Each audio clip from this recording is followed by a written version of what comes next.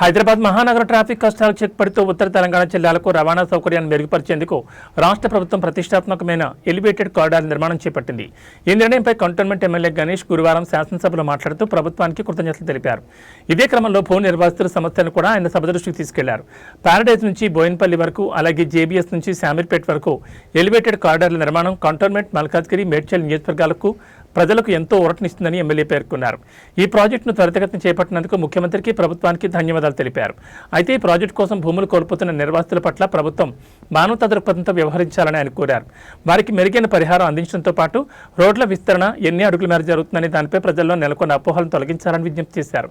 అధికారులు నేరుగా భూ నిర్వాసితులతో సమావేశమై వారికి పూర్తి అవగాహన కల్పించాలని స్పీకర్ ద్వారా ప్రభుత్వాన్ని డిమాండ్ చేశారు.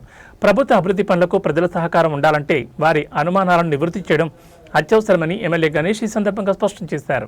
శ్రీ గణేష్ గారు. ధన్యవాదాలు అధ్యక్ష. ఎలివేటెడ్ కారిడార్ మీద మాట్లాడే అవకాశం కల్పించినందుకు. మా దగ్గర Paradise to Bowenpally dairy farm దాకా ఒక ఎలివేటెడ్ కారిడార్ వస్తుంది.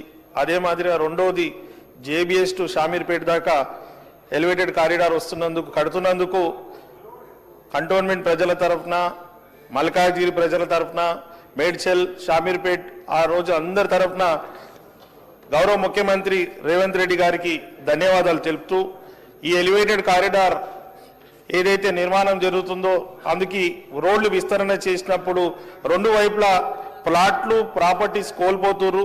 వారికి ఇప్పటికీ జేబీఎస్ టు షామీర్పేట్ ఏదైతే ఎలివేటెడ్ కారిడార్ నిర్మిస్తున్నారో వారికి కన్ఫ్యూషన్ ఉంది, ఎన్ని ఫీట్లు రోడ్ చేస్తున్నారనేసి. ఆ కన్ఫ్యూషన్ని దూరం చేయడానికి ఒకసారి అధికారులు వారితోటి మాట్లాడాలని కోరుతూ, అదే మాదిరిగా ఈ కంటోన్మెంట్ ఏరియాలో ఎలివేటెడ్ కారిడార్ నష్టపోతున్న వారికి, మల్కాజ్గిరి నియోజకవర్గంలో నష్టపోతున్న వారికి, మేడ్చల్ కాన్స్టిట్యున్సీ నష్టపోతున్న వారికి ముగ్గురికి మంచి కాంపెన్సేషన్ ఇచ్చి అధికారులతోటి ఎవరైతే ఉన్నారో వారితో మాట్లాడి మంచి కాంపెన్సేషన్ ఇవ్వాలని తమరి ద్వారా గౌరవ ముఖ్యమంత్రి గారిని కోరుతున్నాను. ధన్యవాదాలు అధ్యక్ష. గౌరవ సభ్యులు గణేష్ గారు చెప్పిన అంశాలను నోట్ చేసుకోవడం జరిగింది అధ్యక్ష.